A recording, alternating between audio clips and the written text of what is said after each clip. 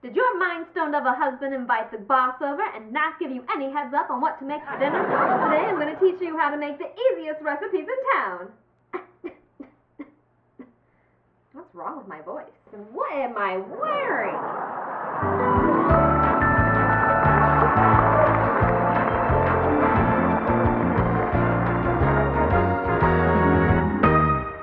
What's up, hungry people? Today I was going to show you how to make an easy 1950s recipe, but thanks to WandaVision, I've decided I can make breakfast for dinner. My voice keeps doing that thing. If you like recipes based on your favorite movies, books, TV shows, and games, then don't forget to hit that subscribe button and ring the bell so you can be notified of my latest recipes and foodie adventures that I post almost every week. Now on to breakfast for dinner. We'll get started with our potatoes, because those will take the longest to bake. Well, first I need to truck the potatoes. Good thing I know how to do this. Well, that was easy enough. Then we'll take our potatoes and add them to our bowl, along with a little bit of oil, lots of smoked paprika, some onion powder, garlic powder, and a little bit of cornstarch to hold it all together.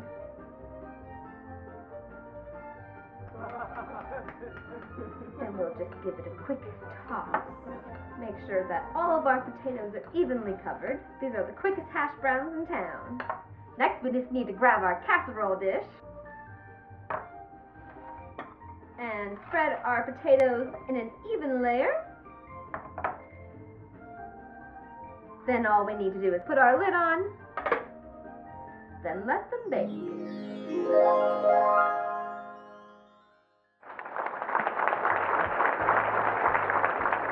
We can apply the same cooking method to our sausages, for our crispy bacon, and of course for our wonderful Wonder Bread. And finally, the last thing we need to make for our breakfast are scrambled eggs, because apparently that's the only kind of eggs they knew how to make in the 50s. I'll never not get used to that. I love this universe. So for our scrambled eggs, which I actually know how to make, we'll be taking 4 eggs, cracking them into our bowl, just like a 1950s housewife. Then we'll just give it a good whiskey whisk, and then I like to add a little pat of butter to my skillet, and get it nice and mixed around, and beautifully frothy. We're looking for a nice frothy butter. Give our eggs one more whisk, and then once our butter is nice and melted down, we can add our eggs.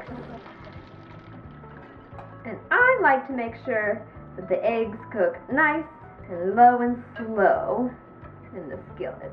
You don't want the eggs to start to look dry, otherwise you've overcooked them. So we're just going to make sure that they're cooked to the point where they are no longer running, but they are still wet. So something like this looks to be about right. Turn off our heat. And I know the 1950s wasn't huge on seasoning their food, but because we're a modern day girl in an old-timey world, we're gonna season our eggs. Just a little bit of salt and pepper. Just so it's nice, get it all mixed in. And I'd say that's the perfect scrambled egg. I didn't even need a starch stove. And the last thing there is to do is eat.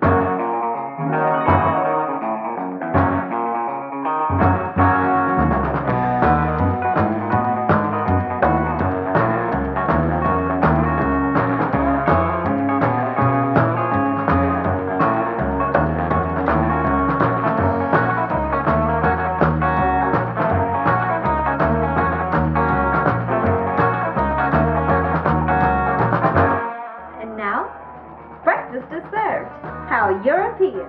Today we're serving bacon, scrambled eggs, sausage, 3 helpings of bread, and a strawberry on a pineapple because it's the 50s and we think that's what dessert is. The bread is also conveniently cut in a triangle because that's Nick Fury's favorite style. Wait, who is Nick Fury? Wait, Why is everything in black and white?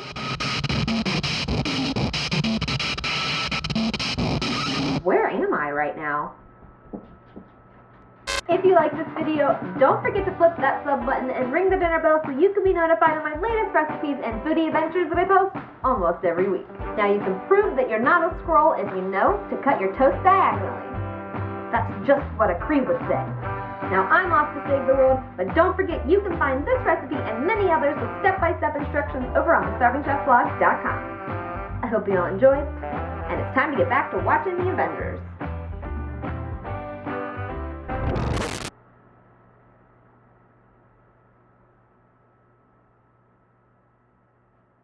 Whoa! Everything's in color again!